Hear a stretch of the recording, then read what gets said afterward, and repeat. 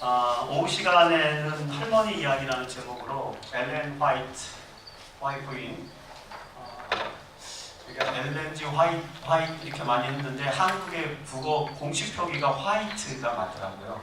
그래서 요즘 저희가 한국에서도 이렇게 표기에 맞게 바꾸는 작업들을 하고 있습니다. 그래서 엘렌 화이트 이렇게 화이트라고 쓰게 되는데 원래 그 화이트의 이름은 이제 엘렌 불도 하모니였고 출생지를 여러분 아시는 대로 메인주에서 출생하셨잖아요. 그분이 어린 시절에 이제 계시를 받고 선지자가 되면서 어떻게 활동했는지 그리고 그분께서 어떤 일들을 하셨고 예언의 시를 우리가 어떻게 읽어야 되는지 이런 부분들을 저희가 4번에 걸쳐서 이제 강의를 진행하려고 합니다. 그런데 저희가 이제 화이트인에 대해서 많이 오해하고 있는 부분 중에 하나가 뭐냐면 그분이 19세기 미국 그것도 19세기 미국의 메인주 또는 버먼트주, 매사추세츠주, 그 다음에 뉴욕주 이런 소위 이제 여러분 미국의 저 북동부 지방을 우리가 뉴 잉글랜드 지방이라고 하잖아요. 뉴 잉글랜드 지방. 왜 그러냐면은 초창기에 그 미국이 개척할 미국 역사가 17세기 초에 영국에서 미국을 개척할 당시에 그때 초창기에 개척됐던 그 지역. 그래서 가장 기독교 전통과 그리고 이 그 퓨리턴 청교도 전통이 잘 보존된 지역. 그 지역을 저희가 이제 역사적으로 뉴 잉글랜드 지방이라고 합니다. 원래 잉글랜드는 영국이라는 뜻이잖아요. 근데 영국에서 식민지로 이 그 아메리카 대륙을 식민지 지배하면서 이 그 여기에다가 새로운 영국을 세운 것입니다. 그래서 뉴 잉글랜드라고 이렇게 이름을 붙인 그 지역이에요. 그 지역은 굉장히 종교적 전통, 특히 이제 퓨리턴 전통, 영국의 청교도 전통이 굉장히 깊은 곳이기 때문에 그곳에서 엘렌 화이트가 그 계시를 받고 사업을 시작했습니다. 19세기에. 그렇기 때문에 엘렌 화이트를 우리가 올바로 이해하기 위해서는 그 시대 장소, 상황, 문맥 이런 것들을 좀 잘 이해해야만 됩니다. 그러지 않으면은 저희가 알고 있는 그들이 마치 동일시하죠. 오늘 나의 모습, 오늘 우리의 교회와 똑같은 형태로 화이트인을 이제 이렇게 인식을 하게 됩니다. 그러다 보면은 원래 화이트인이 가지고 있는 문맥 자체가 그것이 아닌데 오해를 하는 그런 경우가 굉장히 많이 있죠. 그래서 역사적인 그런 어떤 배경과 더불어서 엘렌 화이트를 같이 이해하는 그런 시간들을 저희가 4번에 걸쳐서 진행을 하려고 합니다. 사실 엘렌 G 화이트와 관련된 많은 책들이 있는데 그 중에 그 엘라임 로빈슨이라고 이 사람은 누구냐면은 화이트인의 손녀딸이에요. 손녀딸이 화이트인의 생애를 기록한 작은 책자가 있습니다. 그 작은 책자가 있는데 요거는 이제 에피소드 중심으로 화이트인의 그 삶 속에서 있었던 여러 가지 에피소드들을 이렇게 소설처럼 단편 소설처럼 기록한 책이 있어요. 그 엘라임 로빈슨이 쓴 My Grandma, Story of My Grandma라는 책이 있습니다. 이 책이 1980년도에인가 이제 편집돼서 나온 책인데 제가 그 대학 다닐 때 84년도에 신학과에 다닐 때에 신학과 그 선물로 그 책을 이 엘라임 로빈슨의 그 책을 선물로 저희에게 준 적이 있습니다. 그래서 그 책을 그때도 이제 내용이 아주 좋아서 감동을 받았는데 제가 2009년인가 그걸 번역을 했어요. 책을. 그래서 할머니 이야기라는 제목으로 번역을 했는데 이 책 안에 보면 이제 그런 재미있는 에피소드들이 굉장히 많이 들어있습니다. 요엘서 2장 28절로 32절에 이제 선지자에 대한 그 마지막 시대에 선지자에 대한 예언들이 있고 그 선지자에 대한 예언들을 19세기의 재림교인들이 주목을 했습니다. 특별히 여기 보시면 여러분 잘 아는 것처럼 그 후에 내가 내 영을 내 성령을 만민에게 부어주리니 너희 자녀들이 장래일을 말할 것이며 너희 늙은이는 꿈을 꾸며 너희 젊은이는 이상을 볼 것이며 그때 내가 또 내 영을 남종과 여종에게 부어줄 것이며 이런 말씀이 있죠. 그래서 여기 보시면은 이제 너희 자녀들이 장래일을 말할 것이며 그 다음에 꿈을 꿀 것이다, 이상을 볼 것이다 이런 표현들이 있습니다. 이 요엘서 2장에 나타난 이 표현이 19세기에 많은 재림 신도들이 주목했던 성경절이었어요. 물론 재림교회뿐만 아니고 그 당시에 이제 많은 그 미국의 기독교인들이겠죠. 근데 여러분들이 잘 아시는 것처럼 저희 제7안식일 예수재림교회는 어디서부터 왔습니까? 재림운동에서부터 왔어요. 감사합니다. 재림운동 누가 했죠? 윌리엄 밀러? 네, 윌리엄 밀러의 재림운동에서부터 왔어요. 윌리엄 밀러는 재림운동을 언제 했냐면은 1831년부터 했습니다. 그래서 1844년에 재림운동이 맞춰질 거라고 예언을 했죠. 31년부터. 근데 윌리엄 밀러가 1831년에 재림운동을 시작할 때 성경 연구를 통해서 그걸 했는데 사실은 윌리엄 밀러가 성경 연구를 통해서 2300주야의 예언을 해석해서 1843년에서 44년 사이에 예수님이 재림하신다는 사실을 연구를 통해서 발견한 건 언제냐면 1818년이에요. 1818년. 1816년부터 2년 동안 집중적으로 성경을 연구합니다. 원래 윌리엄 밀러는 공부를 많이 한 사람, 밀러도 공부를 많이 한 사람은 아니었고, 그런데 어렸을 때부터 머리가 좋아서 책 읽기를 굉장히 좋아했죠. 그래서 책을 굉장히 많이 읽었어요. 젊어서 결혼을 해서 부인이 살고 있는 동네 버먼트주가 거기서 이제 같이 살았는데 마치 마을 그 집 옆에 도서관이 있어가지고 윌리엄 밀러는 도서관을 자주 갔습니다. 그래서 책을 많이 읽었고, 그리고 그 영미 전쟁이 일어날 때 중위로 이제 그 군대 입대해서 대비로 예편을 하는데 지역사회에서 굉장히 유명한 사람이었어요. 윌리엄 밀러가. 그래서 뭐 여러분 아시는 것처럼 윌리엄 밀러가 한때는 프리메이슨 조직의 일원이었다는 것 여러분 다 들으셨잖아요. 프리메이슨이라고 하는 게 이렇게 음모론에서 알려진 것처럼 대단한 무슨 제가 볼 때 그렇습니다. 제가 역사를 공부하는 사람인데 역사적으로 분석해보면 단일 정부를 만드는 그런 엄청난 거대한 세력이 아니라 프리메이슨은 일종의 지역사회의 유지들이 지역사회 발전을 위해서 모인 그런 커뮤니티입니다. 혹시 한국에서 사실 때 라이온스 클럽이라는 거 들어보셨어요? 네. 미국에도 있어요. 아, 여기도 있습니까? 네. 로터리 클럽은요? 여기 있어요. 역사학을 네, 그렇죠. 당연히 이제 그 서양에서 넘어온 건데 그런 그룹의 일종의 프리메이슨입니다.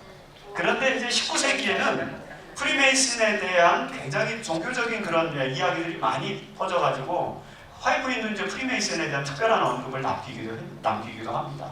어쨌든 이제 그런 지역사회에서 치안 판사를 해봐야 이제 그 당시 19세기, 18세기, 19세기라고 하는 사회를 여러분 기억하셔야 돼요. 지금은 뭐 한 커미티라든지 또는 한 타운에 무슨 치안 판사 내지는 지도자 그러면은 지금은 소셜 레벨이 굉장히 하이어하지만 19세기, 18세기는 미국 사회가 작은 그런 그룹 단위였기 때문에 작은 지역에서 무슨 이렇게 어떤 경찰 역할을 한다든지 지도자 역할을 한다고 해서 그게 대단한 그런 건 아닌데 어쨌든 그렇게 사회적으로는 좀 주목받는 인물이었죠. 그런 윌리엄 밀러가 그런 상황에서 군생활을 하고 그 다음에 이제 부모님이 돌아가시고 그 다음에 영미전쟁에 참여해서 전쟁 속에서 이제 곧 그 사람이 죽어나가는 모습을 보면서 종교성을 회복합니다. 어렸을 때 어머니가 신실한 침례교 신자들 아닙니까? 그의 할아버지가 목사님이셨었고 윌리엄 밀러도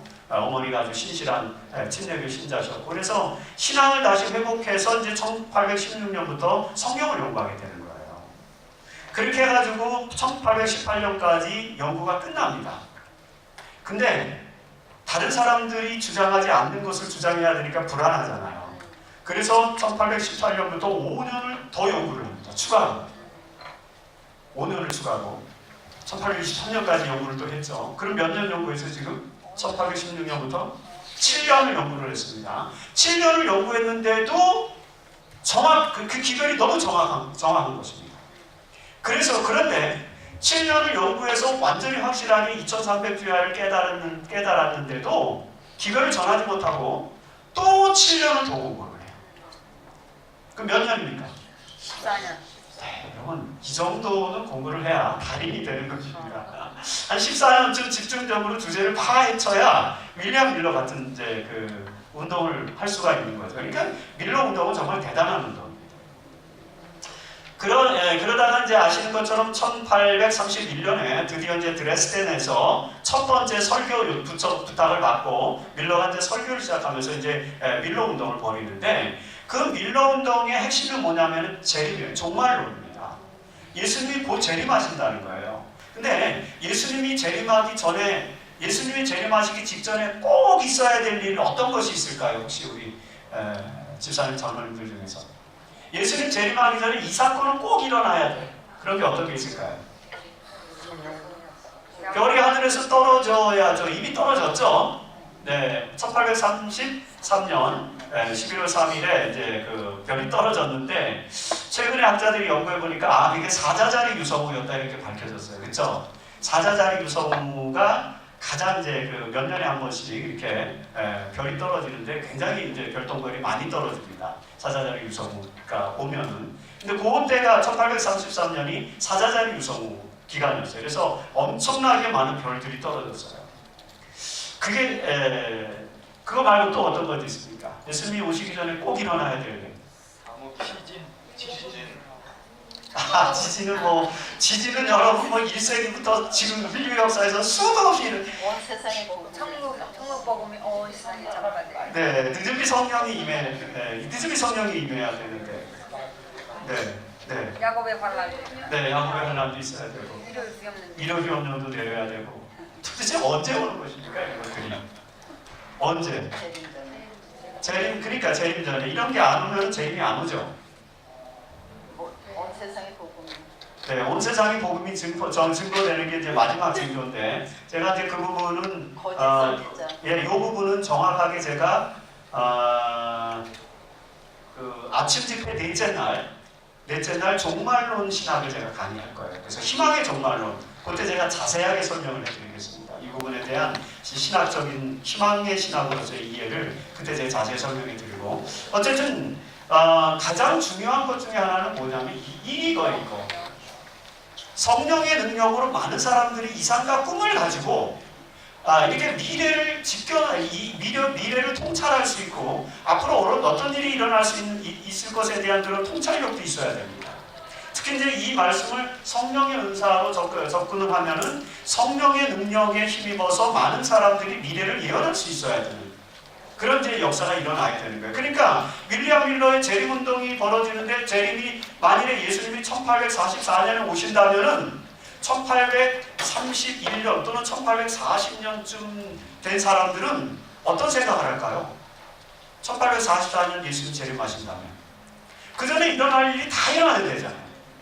그래 우선 모든 사람들이 성령을 받아야 돼요.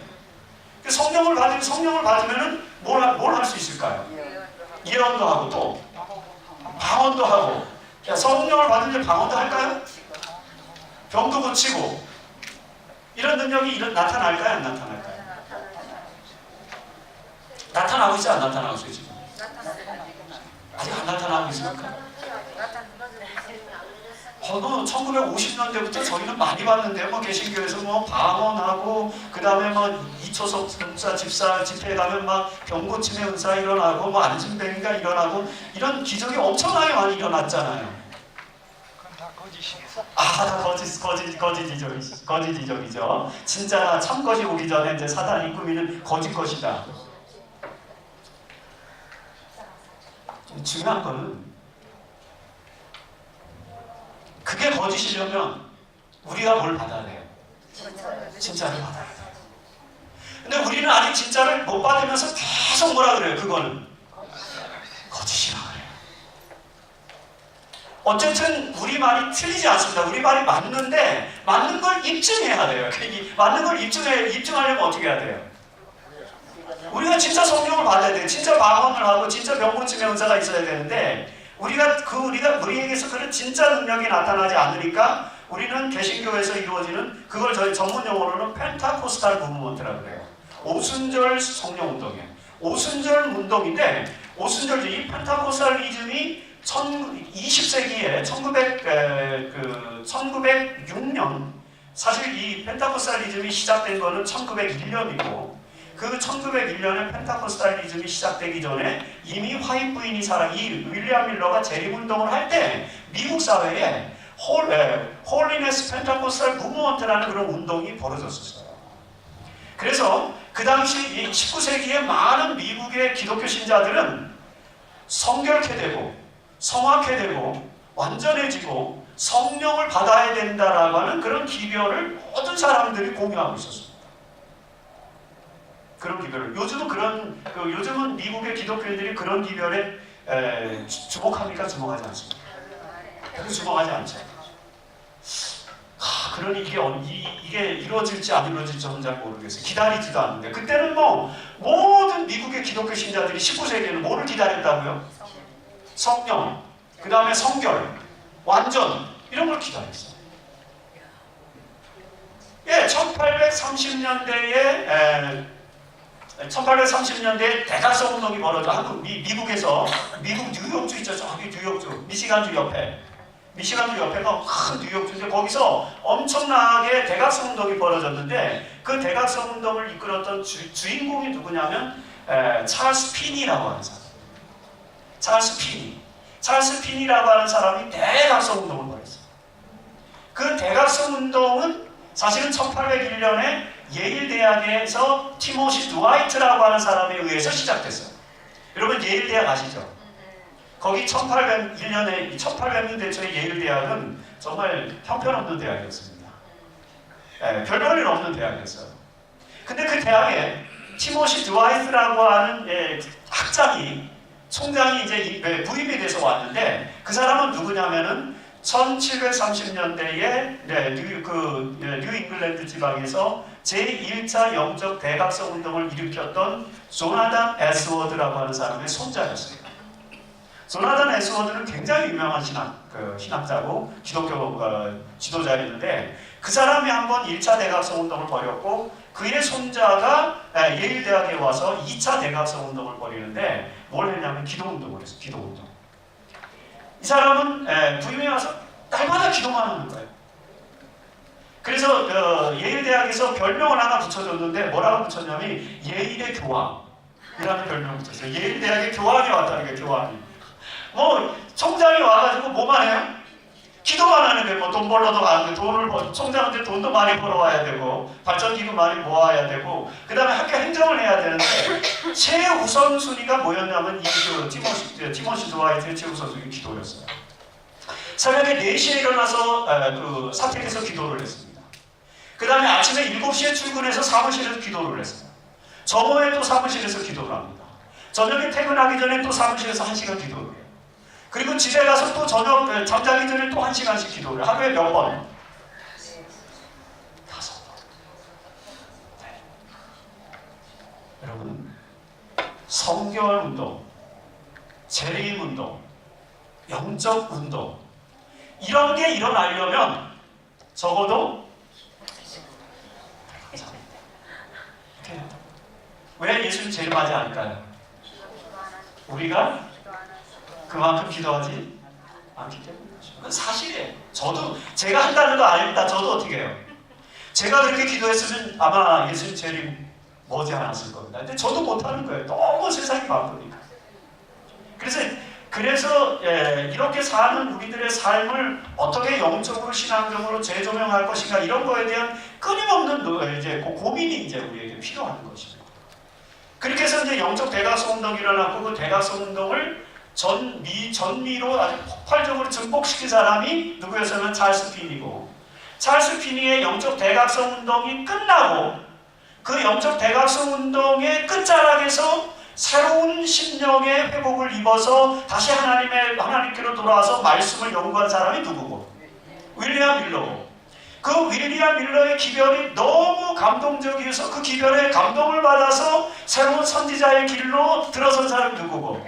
엘렌 G. 화이트고. 그 후예들이 제7안식일 예수 재림교인들이에요. 그러니까 우리는 처음부터 18세기 말부터 19세기, 특히 이제 19세기 1830년, 40년, 50년대에 많은 젊은이들이 이상을 보고 꿈을 꾸고 미래를 예견하고 그 당시 아마 사람들이 성령에 대한 은사, 방언의 은사, 그 다음에 병고침의 은사, 예언의 은사 이런 거에 대해서 굉장히 갈급한 심령을 갖고 있었던 시대였어요. 그러니까 여러분 대부분의 사람들이 재림운동이라든지 또는 영적 대각성 운동이라든지 이런 집회가 있으면 어떻게 해요? 적극적으로 막 참여하던 그런 시대였죠. 그 당시에 이 재림운동을 할 때 그 조슈아 힘스가 이제 그 윌리엄 밀러를 도와서 장막 집회 같은 걸 했거든요. 그때 시작한 장막 집회가 오늘날 이제 우리의 야영의 장막 집회, 이게 원래 전신이에요. 그 당시에 장막 집회를 하면은 큰 텐트를 쳐놓고 했는데 텐트 하나에 몇 명 정도가 들어갈 수 있었냐면 4,000명 정도가 들어갔어요. 그래서 지금 여기 생츄어리보다 훨씬 더 큰. 여기는 아마 풀로 들어와야 한 2,000명이 못 들어올 것 같아요. 제가 우리 삼육대학 대강당이 2,300명 정도 수용하거든요. 딱딱하게 들어왔을 때. 그러니까 여기는 삼육대학 대강당보다는 조금 적으니까 여기는 2,000명이 못 들어올 거. 아니면 막 맥시멈으로 참 한 2,000명 들어올 것 같습니다. 근데 4,000명이 모일 수 있는 천막을 쳐놓고 집회를 했어요. 4,000명. 많은 사람들. 왜요? 모두가 다 어디에 대한 그 갈망이 있었기 때문에. 요거. 네, 요거. 나이 많이 드신 분들은 꿈을 꾸고 이제 우리 자녀님들은 이제 꿈 다 꿨잖아요. 이제 더 이상 꿀 꿈이 있으십니까? 우리 집사님들은 어때요? 아직도 꿈이 있으세요? 예, 그거 말고 또 다른 거, 인간적인 꿈, 인간적인 욕심 같은 거 다 내려놓으셨어요? 정말 이제 탈관을 하신 거죠. 인생에 대해서. 저희는 아직 못 내려놓는데 아직도 뭐 바라는 게 있는 것 같아요. 저도 보면은 이제 바라는 게 없이 다 이제 예수님의 재림만 기다려야 되는데 그렇게 안 되는데, 근데 여기 보면은 나이 드신 분들도 여전히 뭐를 꿔야 된다고요. 그러니까 우리 집사님 장로님들이 여전히 재림은 물론 당연한 거고 그 이외에 하나님 나라에 대한 꿈을 꾸지 않으면 어떻게 되는 거예요? 성령이 오지 않는 거죠. 하나님 나라에 대한 꿈을 꿔야 돼요. 재림만 기다린 이제 제가 그때 말씀 종말론, 희망의 종말론 할 때 더 자세하게 말씀드리겠지만 재림은 기다린다고 해서 오는 게 아니에요. 예. 천국은 뭐 하는 자의 것입니다? 그 침노라는 게 뭐예요? 적극적으로 쟁취해야 되는 것입니다. 하나님의 나라가 이 땅에 오기 위해서 하나님의 백성들이 적극적으로 노력하지 않으면 안 되는 것입니다. 그러니까 여전히 우리 나이가 연로하신 집사님, 장로님들도 여전히 뭘 해야 돼요? 뭘 가져요? 꿈을 가져요. 젊은이들은 이상을 갖고. 근데 그게 19세기 분위기예요. 누구나 다 선지자가 될 수 있는, 누구나 다 선지자에 대한 꿈을 꾸고. 근데 이제 이 이후로 재림교회는 선지자에 대한 개념이 이제 좀 바뀌어가지고 더 이상 선지자가 되고자 하는 사람은 없습니다. 왜요? 선지자는 누구 하나로 족하니까. 엘렌 화이트로 족하니까 이제 우리가 선지자가 되면 이게 블래스포미가 될 것 같아서 감히 이제 선지자에 대한 꿈을 꾸지 못하는데, 뭐 그런 특별한 선지자 말고 일반적으로 우리가 이런 꿈을 꿔야 된다는 거죠. 이런 꿈을 꾸던 시대였다. 그런 꿈을 꾸던 시대에 재림운동을 기다리고 예수님의 재림을 고대하고 정말 1844년 10월 22일에 예수님이 올 줄 알았어요. 아마 저도 동일했을 것입니다. 그래서 모든 사람들이 예수님의 재림을 맞이하기 위해서 뭐 소문이 자자하죠. 승천바위에 모였다 그러고, 실제로 승천바위에 대한 기록은 있으니까 승천의 바위라고 불리는 곳에서 모여서 혹시 그런 얘기 들어보셨어요? 어떤 일단의 무리들이 하얀 옷을 입고 천국에 가려면 옷을 뭘 입어야 돼요? 검정색 입으면 하늘나라를 갈 수 있을까요? 없을까요? 검정색 옷 입으면 네. 하얀 옷, 그쵸? 흰색은 다 좋은 거예요? 깨끗하다는 표현이에요. 마음이 깨끗하다. 죄가 없는 것, 그게 이제 상징이죠. 근데 또 이제 하얀 거짓말이라는 말도 있죠. 하얀 거짓말. White lie. 아주 이게 절묘합니다. White lie가 화이트 부인은 거짓말쟁이 이런 뜻도 돼요. 그리고 White lie는 하얀색 거짓말. 뭐라 그러죠 그거를? 선의의 거짓말. 선의의 거짓말이라고 이렇게 또 White lie잖아요. 근데 한국 사람의 빨간 거짓말이나? 그렇죠. 한국 사람들이 역시 더 똑똑해요. 새빨간 거짓말. 이래야 맞는 거지. 하얀 거짓말 이러면요. 네, 하얀 거짓말은 이제 선의의 거짓말이라는 뜻이고, 새빨간 거짓말은 진짜 거짓말이라는 뜻이고, 새까만 거짓말이라는 말은 또 없네요. 한국 사람들의 독특한 레드 컴플렉스에 의해서 만들어진 말인 것 같은데, 어쨌든 예수 그리스도의 재림의 때가 굉장히 중요한 재림 운동의 역사에 있어서 시점이었고, 그 재림은 실패했습니다. 그래서 재림 운동을 기다리는 하이람 에드슨이 그 당시에 이제 고통을 이렇게 표현했죠. 그날은 왔고 그렇게 아무 일도 없이 지나갔다. 또 다른 밤의 어둠으로 세상이 덮였다. 그 어둠과 함께 재림 신자들에게 절망의 고통이 밀려왔다. 그 고통은 주님을 십자가에서 잃고 난 후에 제자들이 겪었던 슬픔과 비교될 수 있는 그런 고통이었다. 여러분, 제자들이 예수님이 십자가에 달려 돌아가신 다음에 무덤에 안치되셨어요. 제자들의 마음이 어땠을까요? 여러분들이 제자라면 제자들이 어떻게 했죠? 그날 밤에 다 도망갔다가 다 또 마가의 다락방으로 몰려와가지고 문을 꼭꼭 걸어 잠그고 두려워해서 문을 걸어 잠궜다고 요한복음 20장에 기록되지 않습니까? 19장. 완전히 정말 암흑의 시대를 그들은 보낸 것이죠. 밖에 나가지도 못하고. 근데 그 제자들이 겪었던 고통과 동일한 고통을 이 재림운동에 가담했던 5만에서 7만의 신자들이 똑같은 경험을 한 것이죠. 이 재림운동의 실패 후에 사람들은, 그 재림운동에 가담했던 사람들은 어떻게 됐을까요? 재림운동 실패 이후에 떨어져 나갔죠. 네, 얼마나 떨어져 나갔을까요? 거의 다 교회를 떠났습니다. 거의 다. 재림운동이 이렇게 무서운 거예요. 그 당시에 정말 자기 다시 교회를 돌아가기도 못하고, 그 다음에 어떻게 할 수가 없으니까 거의 대부분은 교회를 떠나고, 교회를 떠난 사람들을 겨우 추스러보기 위해서 조슈아 햄스가 알바니에서 사람들을 모아서 총회를 개최했지만 그렇게 많은 사람들이 모이지 않았어요. 그러니까 아주 일부 소수의 사람들 중에 일부는 소위 영예주의자라고 해갖고, 예수님이 영적으로 재림했다. 예수님 재림이 1844년 10월 22일에 아무 일도 없었던 것이 아니라 예수님이 어떻게 했다? 영적으로 재림했다. 그렇기 때문에 그 예수님의 재림을 고대하던 사람들은 다 구원함을 받았다. 그래서 이제 막 성령운동을 벌였어요. 영예주의자들. 그리고 더 작은 몇 명의 무리들이 하나님의 말씀을 연구하기 시작했어요. 뭐가 잘못된 것인가? 여러분, 윌리엄 밀러의 해석이 옳았어요, 옳지 않았어요? 옳았어요.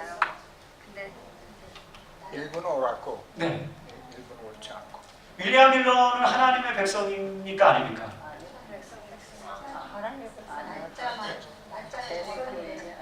재림교인이 아니라 하나님의 백성이 아니세요? 윌리엄 밀러는 하나님이 이끄신 분이죠. 네. 윌리엄 밀러가 성경을 몇 년 연구했다 그랬어요? 14년, 15년을 연구했어요. 하나님의 자녀가 신실하게 한 주제에 대해서 15년 동안 연구했으면 그 정도면 하나님이 정답을 주셔야 되지 않습니까? 그 정도면 정답을 주셔야 되지 않나요? 네, 하나님이 윌리엄 밀러에게 정답을 주셨어요? 그건 하나님밖에 모르지 않습니까? 그러니까 안 주셨죠. 그날 하나님밖에 모르니까 감사합니다. 윌리엄 밀러는 재림운동이 실패했어도 실망하지 않았어요. 왜냐하면 밀러는 그날과 그때는 아무도 모르고 하나님만 아신다는 성경 말씀을 알았을까요? 몰랐을까요? 밀러는 알았어요. 네, 밀러는 그걸 알았어요. 그래서 날짜를 잡는 걸 싫어했어요. 그래도 너무나도 사무엘 스노우가 해서 계산한 계산이 너무 정확하니까 1844년 10월 22일 운동을 했던 것뿐이에요. 하지만 그날이 가서도 밀러는 그렇게 실망하지 않았습니다. 왜요? 그날과 그 시는 누구만 아니까? 하나님만 아니까 하나님께서 무슨 섭리가 있으시겠지 이렇게 믿었던 것입니다. 여러분, 그것이 재림신도의 자세예요. 지금도 여러분 계속 날짜를 잡는 분들이 있어요, 없어요? 그것은 하나님의 영역입니다. 그렇죠? 거기는 하나님의 영역이니까 이렇게 중요하게 얘기를 드리는 거죠. 그런 상황에서 어쨌든 하지만 그럼에도 불구하고 재림운동에 가담했던 사람들은 대부분 실망을 했고, 그 중에는 누구도 있었냐면은 17살짜리 엘렌 굴드 하몬이라는 소녀도 있었어요. 몇 살? 17살짜리 엘렌 굴드 하몬. 아주 어린 소녀고, 그 다음에 초등학교 5학년 때 결국엔 중퇴한 거 아시죠? 사고를 하고 친구가 던진 돌에 맞아서 코뼈가 부러져가지고 한 3주 동안을 거의 실신 상태에서 깨어나지 못했어요. 그런 상태에서 초등학교 5학년 때 고통을 당하고 겨우 이제 3주 만에 깨어났는데 의식을 회복을 했지만 여전히 병약한 그런 삶을 살았던 아주 어린 소년이었어요. 건강하지도 못했죠. 그 다음 학교도 제대로 다니지 못했죠. 그렇죠? 그런 어린 소녀인데 이 어린 소녀가 1844년에 재림운동에 가담을 했고 그 재림운동에 가담을 해서 실망을 했는데 실망을 해서 이 엘렌 굴도 하몬도 실망을 한 다음에 1844년 10월 20일 이후에 신앙을 떠나려고 했었어요. 완전히. 왜냐하면 하나님의 예언이 실패했다는 거죠. 그래서 재림 신앙에 더 남아있기가 어려웠었어요. 그래서 심정적으로는 도저히 재림 신앙을 유지할 수가 없어가지고 재림 신앙을 떠나기로 이제 결심을 했습니다. 이 어린 하몬. 그런데 그 연약한 어린 하몬을 1844년 12월에 하나님께서 선택하셔서 그 어린 아이에게 계시를 주십니다. 그 계시는 바로 이 계시입니다.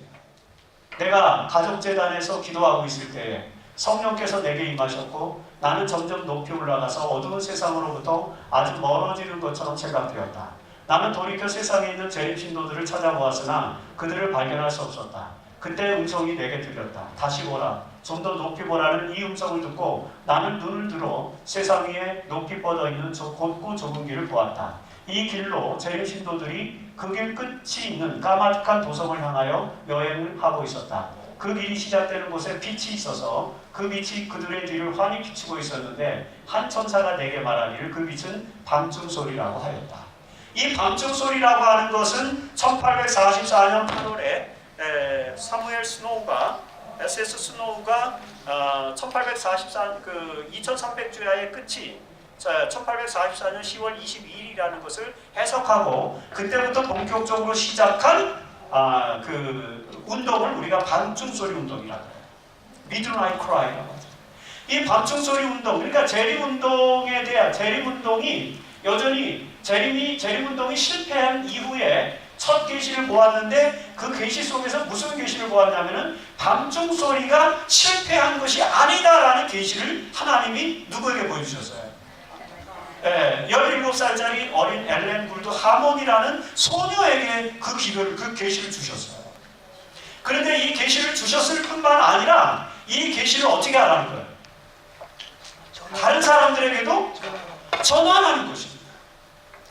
다른 사람에게도 전하.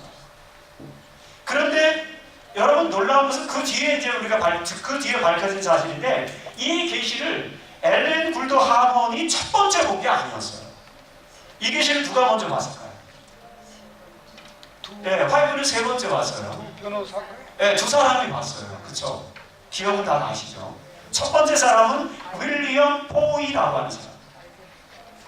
윌리엄 포이가 이 계시를 본 것은 1842년입니다. 여러분 한번 생각해 보세요. 만일에 1842년에 윌리엄 포이가 이 계시를 받았는데 이 받은 계시를 사람들에게 전파했다면 어떤 일이 일어났을까요? 감사합니다. 실망을 했어도 재림 신도들이 떠나지는 않고 이것이 절대로 실망하지 않은 예언이라는 사실을 하나님이 이미 누구에게 주신 거예요?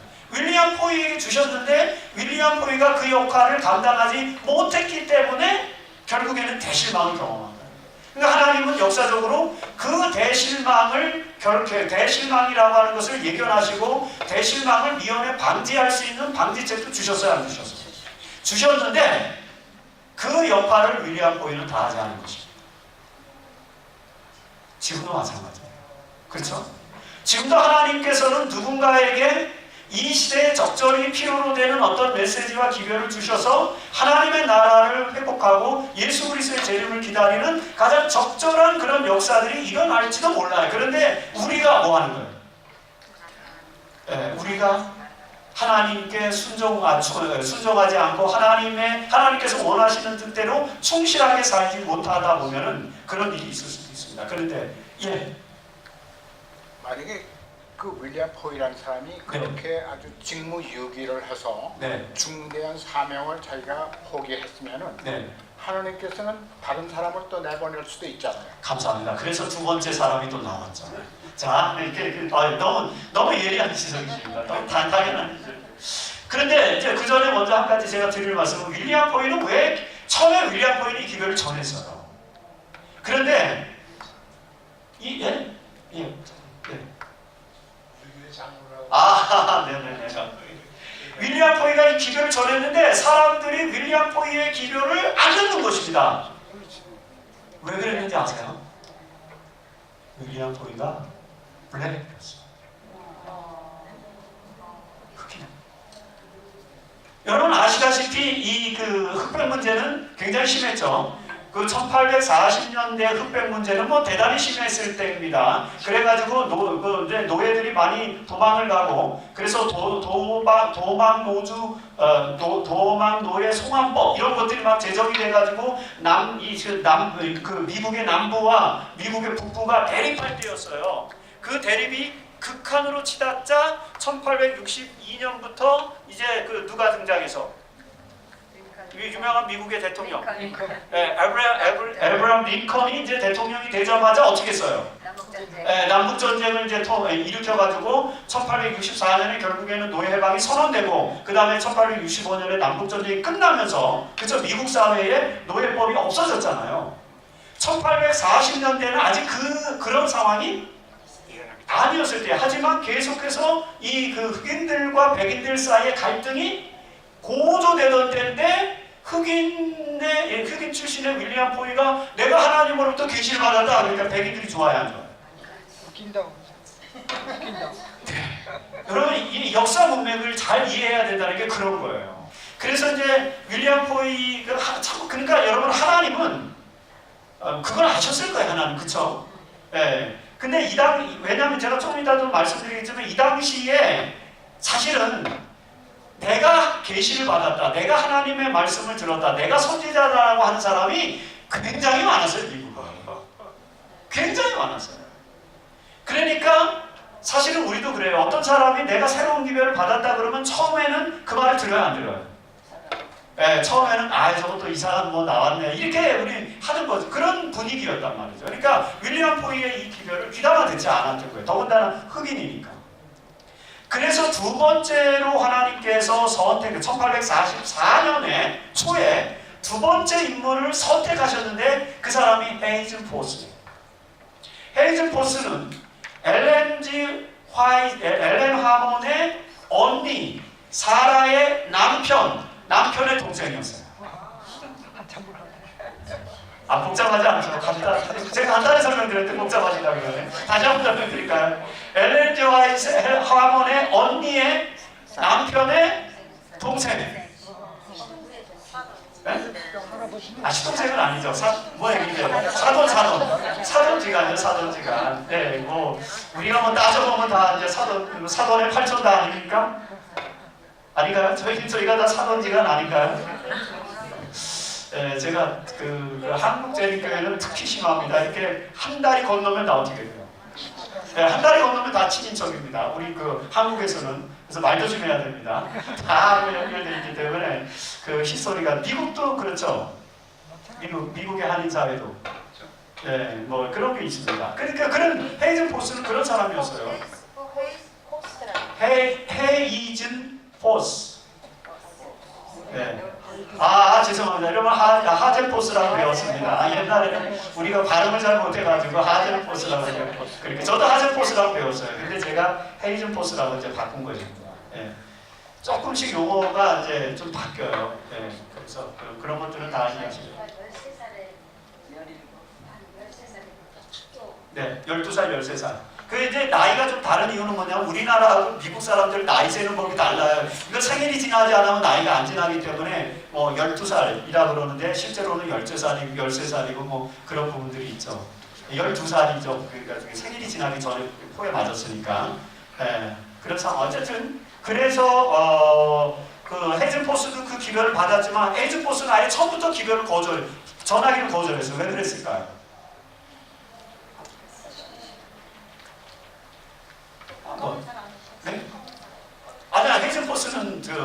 부인의 저 사촌이었으니까 흑인이 아니었어요. 재림을 너무 고대해서. 재림을 고대해서 그냥 아무 말 아니 이거는 재림 운동이 중요한 운동이라는 걸 알려주는 그런 메시지가. 그 사람이 변호사 아니었어요? 아니 그분은 변호사는 아니었어요. 변호사 아니었어요? 이분은 그 당시에 너무나도 많은 사람들이 선지자라고 주장을 하고 그 다음에 선지자라고 주장을 하면은 미국 사람들이 어떻게 했어요? 다 경신하죠. 예, 아주 그 무시를 하고 그래서 하필이면은 1844년 6월에 조셉 스미스가 죽어요. 조셉 스미스가 누구죠? 몰몬교회 창시자입니다. 몰몬교를 창시한 조셉 스미스가 자기가 자체 선지자라고 그래서 천사 모로나이로부터 계시를 받아갖고 구모라 언덕에 가서 거기서 뭘 발견했어요? 몰몬교를 발견했잖아요. 그래서 이제 몰몬교를 만들었는데 하필이면 거기가 로체스터인데 여러분 아주 공교롭게도 로체스터가 아주 유명한 지역입니다. 미시간주 로체스터 굉장히 유명한 곳이죠. 왜냐하면 거기가 새 종교운동의 성지예요. 새 종교운동의 성지인데 첫 번째는 우리 재림교회. 재림교회 제임스 화이트이 1851년에 로체스터에 출판소를 세워요.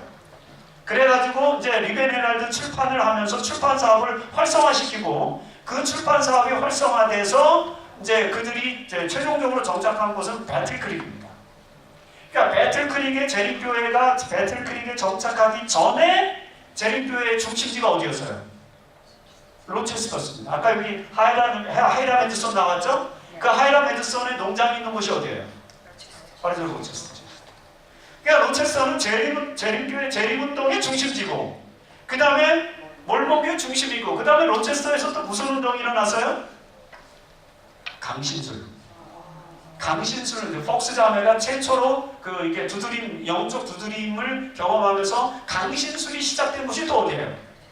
로체스터입니다. 그래서 혹시 여러분들 로체스터에 여행 갈 기회가 있으면은 영성을 단단히 무장하고 가셔요.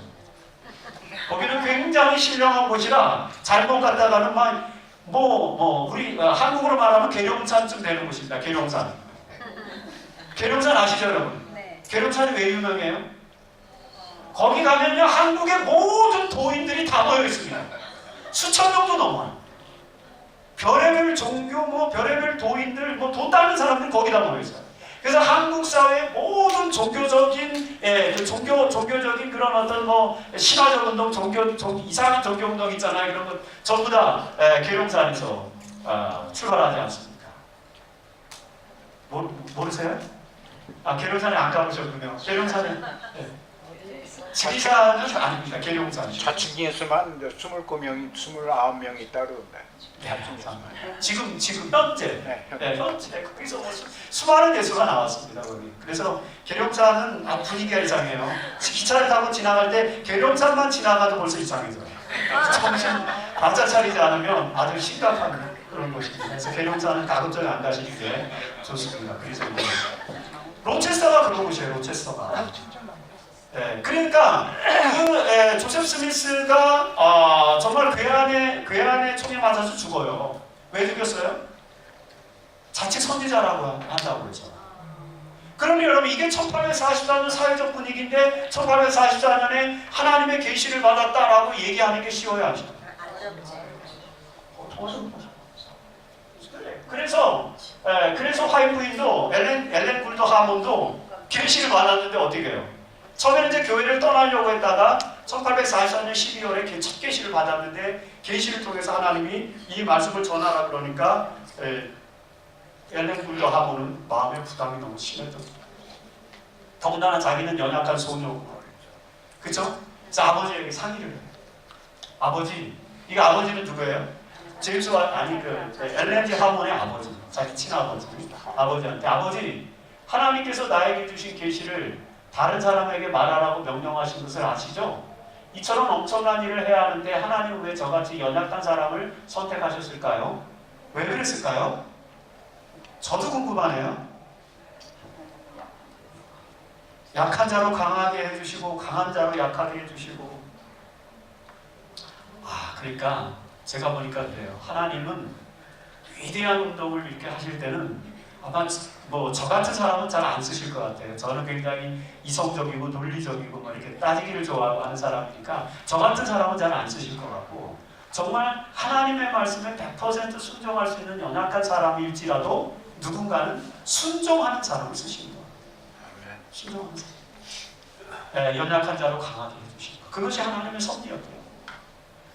지금에 와서 보니까 여러분 엘렌 G 화이트가 위대한 인물이죠. 사실 이때만 해도 정말 만일에 이때 엘렌 G 화이트가 그렇게 위대한 사람이었다면 하나님이 저분을 선택하지 않았을 수도 있을 것 같아요. 제가 정말 연약한 사람. 아버지한테 상의하는데 어떻게 제가 가정을 떠나서 여기저기 여행을 할 수 있겠어요? 이제 기별을 전하라 그러는데 여기는 어디입니까? 메인주 골햄에 태어나서 포틀랜드로 이사를 갔어요. 포틀랜드를. 저보다 미국에 오래 사셨으니까 잘 아실 거 아니에요. 저는 한 번도 안 가봤어요 거기. 그래서 맨날 지도를 보고 저는 머릿속에다가 여기 골햄, 여기 포틀랜드 이렇게 그냥 지도를 보고 저는 머릿속에다 외워놔니까 잘 안 외워지거든요. 근데 어쨌든 제가 뭐 역사를 가르치는 선생이다 보니까 아내와 학생들에게 낭패를 당하니까 좀 억지로 외워놓는 것입니다. 그래서 이제 머릿속에 외워두는 건데, 포틀랜드로 이사를 갔는데 거기서 주로 이제 메인주, 그 다음에 메인주하고 매사추세츠주 사이에 버몬트주가 있고, 그 다음에 이제 뉴욕주 있고, 요 지방이 주로 이제 그 뉴잉글랜드 지방인데, 그 지방에 이제 이렇게 여행을 다니면서 주로 누구에게? 재림운동에서 실망한 사람들. 실망한 재림운동에서 실망한 재림신자들에게 재림운동이 실패한 것이 아니다라는 것을 알려주기 위해서 하나님이 나에게 계시를 주셨다. 요거를 전하러 다녀야 되는 건데, 요 말을. 근데 17살짜리 어린 소녀가 그 당시에 뭐 자동차나 병변이 있습니까? 나중에 화이트인이 마차를 타고 다니셨어요. 하도 화이트인이 많이 다니니까 어떤 교인이 제임스 화이트하고 엘렌 화이트에게 좋은 마차를 하나 사줬어요. 그랬더니 또 이제 막 화이트인을 비난하는 사람들은 뭐라 그래요? 하나님의 재정을 가지고 뭐 비싼 뭘 사고 고급 마차를 사서 타고 다닌다. 이런 비평을 하는 사람들도 있어요. 그래서 저도 좋은 차를 못 타고 다닙니다. 비평받을까 봐. 그런데 그런 당시에 이 엘렌 하몬이 이 하나님의 기별을 어떻게 전하셨겠어요? 그래서 뭐라고 하는 거냐? 아버지가 좀 저와 같이 다니시면 안 됩니까? 이렇게 부탁하는 거예요. 당시에 이 재림운동에 가담하기 전에 1843년에 이제 화이트인 가족이 출고를 당하는데, 아버지, 어머니, 그 다음에 자녀들이 8자녀가 있었지 않습니까? 원래는 메인주의 아주 유명한 그런 감리교회를 다니던 분이었어요. 감리교회 출신이었죠. 감리교회 다니는 분이었는데, 감리교회에서 출교를 당하고 재림운동에 이제 가담을 했던 거죠. 그 재림운동에 가담을 했는데, 아버지는 아시는 것처럼 모자를 만드는 이제 수공업자니까, 가내 수공업자. 집에서 모자를 만들어갖고 그 모자를 여러 지역으로 다니면서 팔아서 생계를 유지하던 그런 가정이었어요. 그렇기 때문에 아버지가 생계를 그만두면은 어떻게 돼요? 8자녀의 아내까지 10명의 가족들을 먹여 살릴 길이 없으니까 아버지가 따라다닐 수도 없는 상황. 그래서 어떻게 했어요? 아버지가 할 수 없이 언니 사하라라고 하는 이 엘렌 굴더 하몬의 언니가 좀 나이가 20대 이제 초반이니까 언니를 붙여줬어요. 그래서 언니랑 둘이 이제 이 엘렌 굴더 하몬이 다니면서 이제 복음을 전하게 되는 것입니다. 이 시기에 메인 주에만도 선지자 활동을 하는 사람이 이렇게 많았어요. 엘렌 굴더 하몬만이 아니었어요. 여기 보시면은 몰몬교회 조셉 스미스, 그 다음에 쉐이커 교도를 창시한 앤리, 크리스천 사이언스를 창시한 메리 베이커 에디, 대표적인 선지자들입니다. 이 사람. 그 다음에 재림운동 출신 중에서도 계시를 받고 선지자였었던 사람, 윌리엄 보이와 에이즌 포스 같은 사람들, 이 사람들도 계시를 받았어요. 근데 어쨌든 이 사람들은 다 실패해요. 그리고 요 메인주, 엘렌 굴더 하몬이 활동하던 메인주에만 아주 유명한 선지자들, 정말 이렇게 이름만 대면은 막 많은 사람들이 몰려다니고 따라다니고 추종했던 선지자가 있었는데, 그 선지자 빅4가 바로 이 사람. 에밀리 클레먼스, 도린다 베이커, 피비네, 메리 햄리. 여기에 빅5 하면 한 사람이 더 들어가면 그건 누가 들어갈까요? 이제? 엘렌 굴드 하몬이 들어가는 거죠. 메인 중에 빅5. 여러분 생각해보세요. 만일에 엘렌 굴드 하몬이 one of five라면 5명 중에 하나라면 엘렌 굴드 하몬은 어떻게 됐을까요? 분명 거기도 이 사람들하고 똑같았을 거예요. 이 사람들은 어떻게 했어요? 1840년대 선지자로서 왕성하게 활동했지만 사회적 편견과 질타와 멸시를 받으면서 서서히 어떻게 해요? 사라져갑니다. 서서히 사라져갑니다. 그러니까 여러분 엘렌 굴드 하몬, 엘렌 G 화이트가 왜 선지자냐? 끝까지 남았기 때문에. 끝까지 남아서 한 교단을 일으키고 한 교단을 하나님의 나라를 확장하는데 가장 중심적인 역할을 하면서 계속해서 이 운동을 건전하게 건강한 상식으로 이끌어가서 마지막까지 1915년에 돌아가시잖아요. 화이트윙이 굉장히 오래 사셨죠. 자, 이때만 해도 정말 병약한 이분이 어떻게 1915년까지 87세까지 사셨을지 잘 이해가 안 가요. 제임스 화이트도 1881년에 죽었는데 화이트윙은 제임스 화이트이 죽을 때까지 1881년까지는 화이트윙도 계속해서 병을 앓았어요. 정말 육신적으로는 나약하기 그지없던 그런 늘 골골했으니까 피곤하고 쉽게 피곤하고 늘 아프고 병치레를 너무나도 많이 했어요. 그랬는데 1881년에 제임스 화이트 돌아가시고 난 이후에 화이트윙이 거의 죽을 사경을 헤매요. 화이트윙도 그래서 그 대총회에서는 화이트윙의 장례까지 준비를 했어요. 그 1881년에 8월에 그 제임스 화이트 죽었고 제임스 화이트 돌아가시고 난 다음에 화이트윙도 곧 돌아가실 거라고 해가지고 그 대총회에서는 아예 장례를 준비를 하고 그런 상황까지 갔는데 극적으로 이분이 일어나셨어요. 그리고 그 다음부터는 1915년까지 병치레를 단 한 번도 하지 않고 건강하게 사셨어요. 그래서 이제 1888 미니애폴리스 총회도 겪으시고 1901년 재조직도 겪으시고 아마 하나님의 교회가 완전하게 서기까지 화이트윙의 역할이 더 필요했기 때문에 하나님이 성령으로 완전히 치료해 주신 것 같아요. 제가 역사를 아무리 봐도 그것 말고는 해답이 없어요. 근데 뭐 의사들이 트리트먼트를 한 것도 아니에요. 어느 날 갑자기 정말 다 거의 뭐 일어나기도 힘든 그런 상황에서 겨우겨우 어떤 한 집회에서 설교를 하게 됐는데 설교를 하는 도중에 성령을 받았어요. 그러면서 이제 설교를 하기 시작했는데 그때부터 건강이 회복됐어요. 치유를 받은 거예요. 그러니까 여러분 아까 요엘서 2장 28절이 이미 화이트윙에게 응답된 거죠. 치료의 은사가 또 그런 시기에 엘렌 굴드 하몬이라는 17살짜리 소녀가 선지자로서의 역할을 한다는 것은 굉장히 쉽지 않은 그런 상황이었다. 그 상황에서 이런 많은 사람들이 있었는데 근데 사실은 종교학자들이 보면은 여기 뭐 에밀리 클레먼스나 도린다 베이커 이런 사람들하고 화이트는 굉장히 가까운 사람들. 사실 이 중에 도린다 베이커 같은 사람은 화이트하고 같이 계시를 보고 있어요. 같이. 그러니까 요것이 19세기 미국 사회의 하나의 특징이에요. 자, 다시 한번 정리합니다. 1830년에 뭐가 있었다고 그랬어요? 영적 대각성 운동이 벌어졌어요. 영적 대각성 운동이 끝나면서 오벌린 대학을 중심으로 해서 성결 운동이 벌어집니다. 성결 운동이 뭐냐면은 홀리네스 무브먼트. 이게 성결하게 변화돼야만 구원을 받는다라고 하는 건데 그 1850년대 성결 운동을 벌일 때에 요 홀리네스 무브먼트를 강조하는 사람들이 내세운 게 뭐냐면 레터럴 레인 무브먼트. 늦은비 성령. 여러분 늦은비 성령이 제일교회 교리가 아닙니다. 늦은비 성령은 1830년대 그 영적 대각성 운동 이후에 미국 그 북동부에서 일어난 홀리네스 무브먼트의 메인 메시지가 텍스트가 늦은비 성령. 그래서 화이트는 1853년에 처음으로 늦은비 성령에 대한 단어를 썼어요. 제가 저희는 이제 그 학자니까 연구를 어떻게 하냐면은 화이트의 글을 시대별로 읽습니다. 시대별로.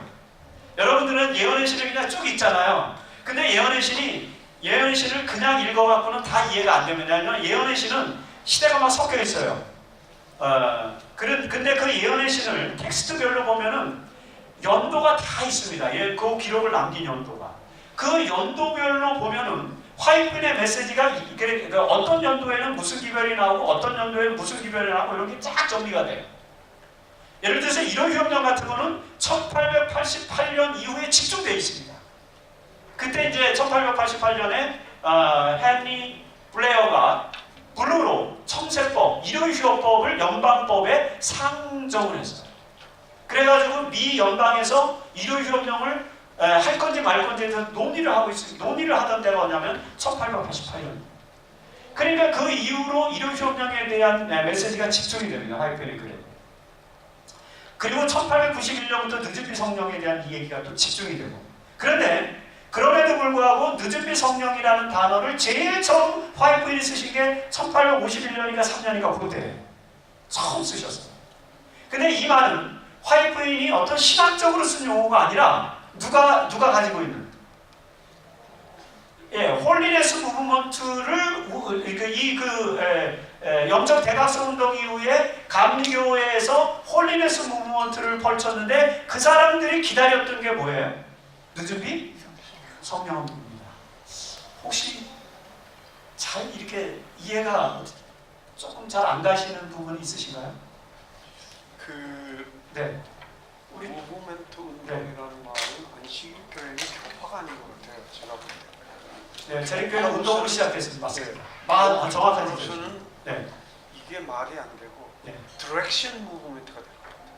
네, 저희는 원래 무브먼트로부터 시작했습니다. 하지만 제가 네. 깨달은 거는 네. 디렉션 무브먼트를 제시해줘야 방향을 갈 거예요. 예, 처음에 그랬는데 그러다가 이제 우리도 할 수 없이 이제 교단이 필요해서 1863년에 교단을 세우고 1901년에 재조직을 하면서 저희도 이제 디노미네이션이 되죠. 원래는 저희는 섹테리안입니다. 분파주의 운동. 그래서 섹테리안 분파주의자들은 주로 무브먼트입니다. 운동이지 어떤 그 말씀하시는 것처럼 교파주의 이런 건 아니었어요. 근데 나중에는 저희가 교단을 만들게 됩니다. 왜 만듭니까? 그거는 이제 역사적으로 필요해서, 나중에 제가 개인적으로 그 부분을 이제 설명을 드리겠습니다. 혹시 저 뒤에 우리 네. 처음 강의 시작하신 후에 네. 영국에서 너무 청교서들, 네. 그러니까 미국에 이주한 특히 뉴잉글랜드 근처에 이주했던 칼빈 후예라든가 루트란 후예들, 그 사람들이 세운 교회하고 처음 선행하신 모든 이런 운동들하고 그 사람들의 관계는 어떻게? 청교도주의자들하고요. 예. 청교도 전통이 이제 미국 사회에 정착을 해서 화이트인은 아주 청교도적이었어요.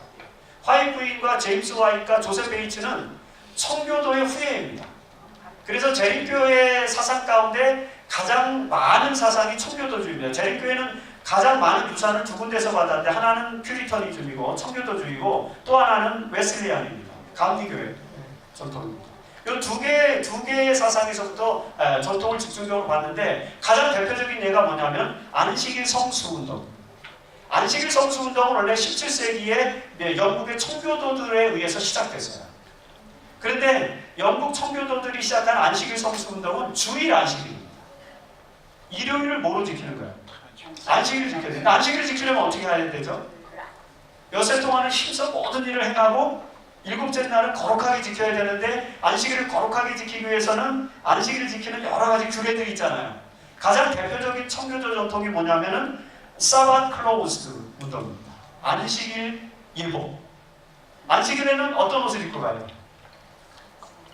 네, 요즘은 다 옷이 깨끗하고 다 좋아서 괜찮지만 옛날에는요 옷이 많지 않았던 시대였기 때문에 모든 교인들이 미국의 청교도들이 특히 안식일이 되면은 안식일만 입는 옷이 따로 있었어요.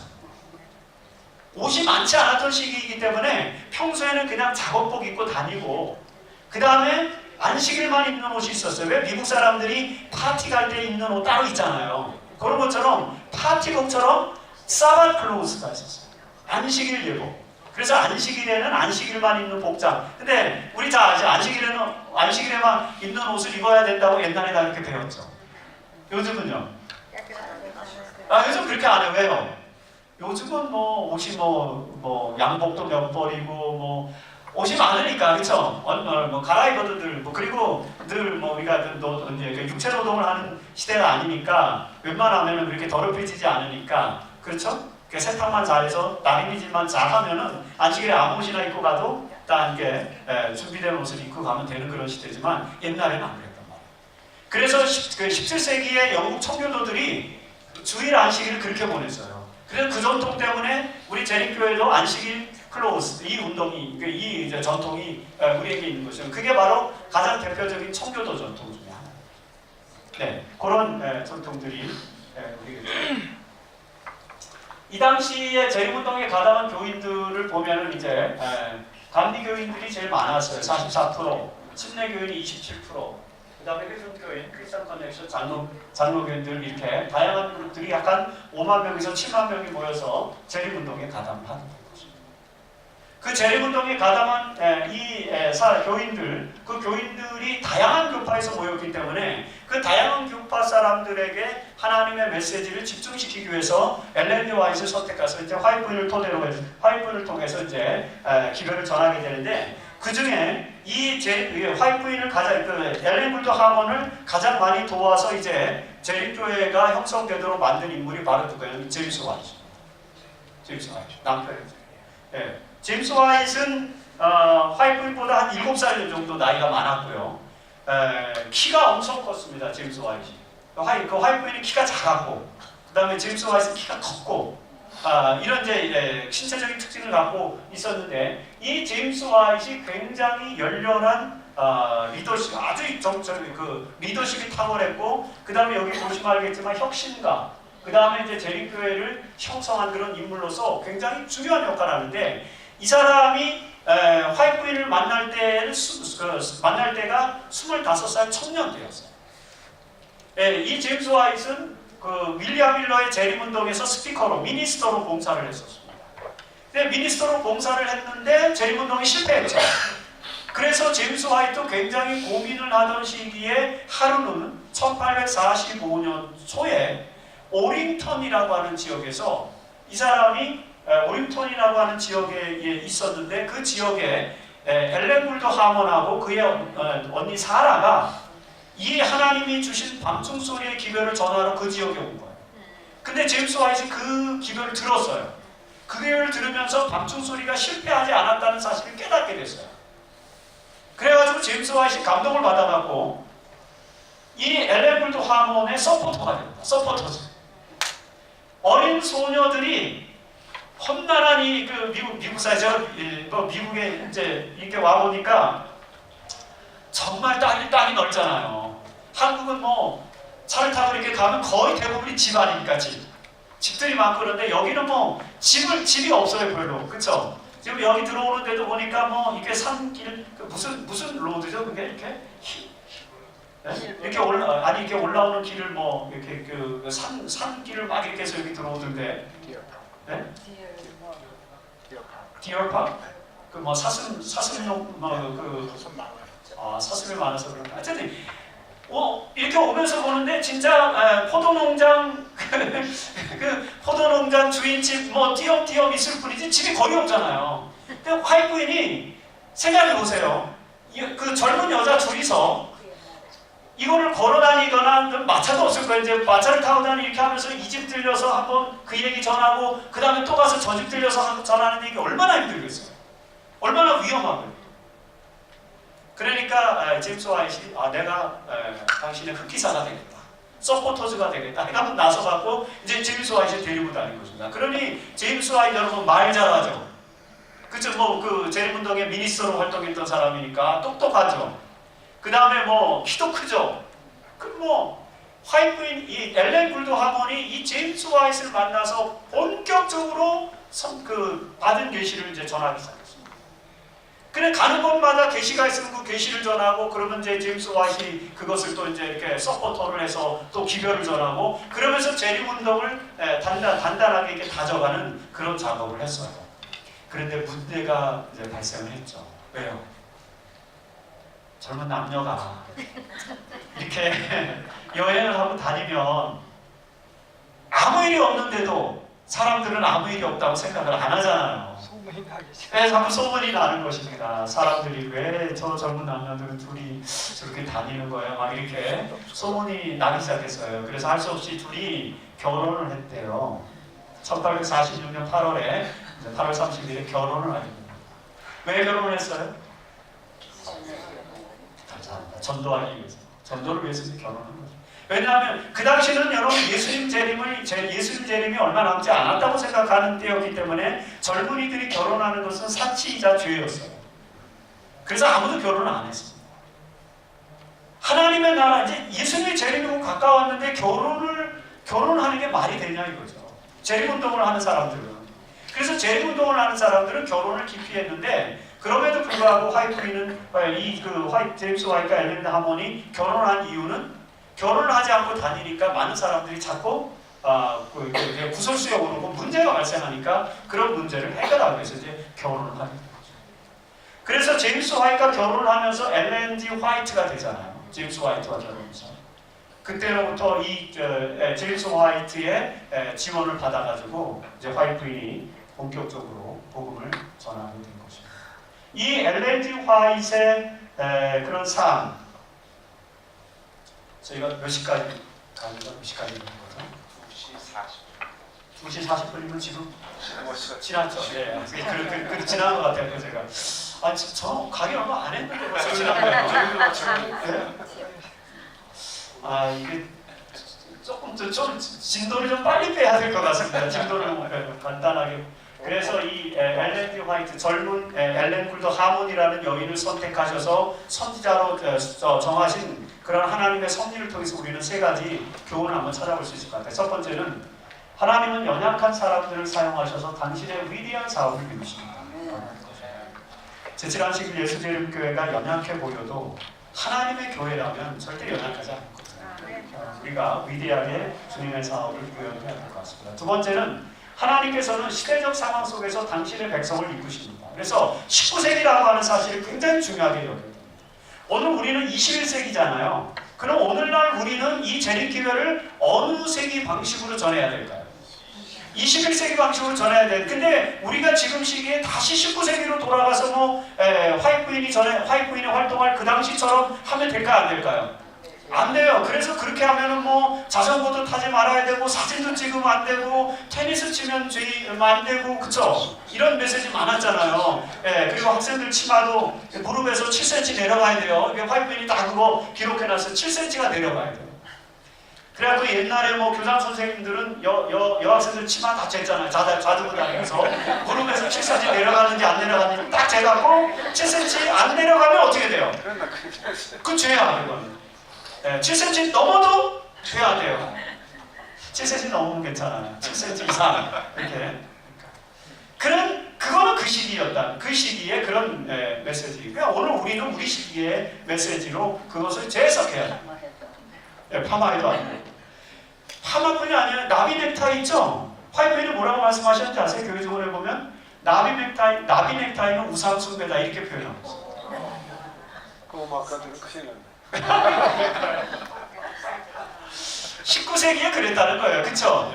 여러분 한번 읽어보세요. 그게 교회종은 8권인가 7권에 나와 있어요. 읽어보시면 나비 넥타이는 우상 숭배다 이런 표현이 나옵니다. 다 그게 19세기. 그래서 오늘 우리는 어떻게 해요? 그 당시에는 하나님께서 그것이 적절한 메시지였기 때문에 그 기별을 주신 거란 말이죠. 이제 제가 내일 모레 계속해서 이제 말씀을 드리면서 화이트 부인이 사회개혁을 위해서 어떤 운동을 하셨는지 이제 세부적으로 말씀드릴 텐데 그때 좀 더 자세하게 말씀드리겠습니다. 항상 시대적 상황을 이끄신다는 것이에요. 재림교회는 프레젠트 트루스, 현재 진리.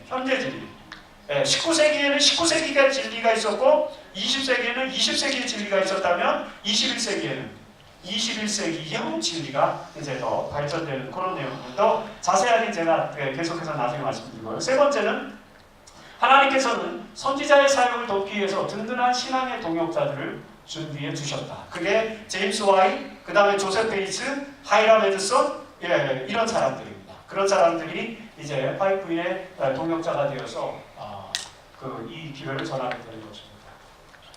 놀랍게도 나는 그리스도의 사업과 구속에 대하여 나에게 보여준 명확한 견해에 도취되었다. 그다지 내 마음의 움직임을 더 이상 설명하려고 하지 않겠다. 다만 옛것은 다 지나가고 모든 것이 새로워졌다고 말하는 것으로 충분할 것이다.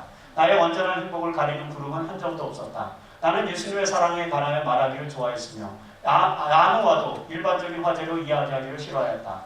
나의 마음은 하나님의 사랑과 사람의 지각을 초월하는 평화로 가득 찼기 때문에 명상하고 기도하기를 좋아했다. 엘렌 불도 하몬이 17살 때 계시를 받았었을 때 그 젊은 시절에 기록한 자서전에 기록되어 정말 하나님께서 그녀를 선지자로 선택하셔서 그녀를 통해서 이제 새로운 운동을 일으키시고 하나님의 마지막 남은 무리의 사명을 완수하기 위해서 이 기별을 주어 주셨는데 이 기별 속에서 우리는 정말 위대한 사실들을 발견을 하게 되는 것입니다.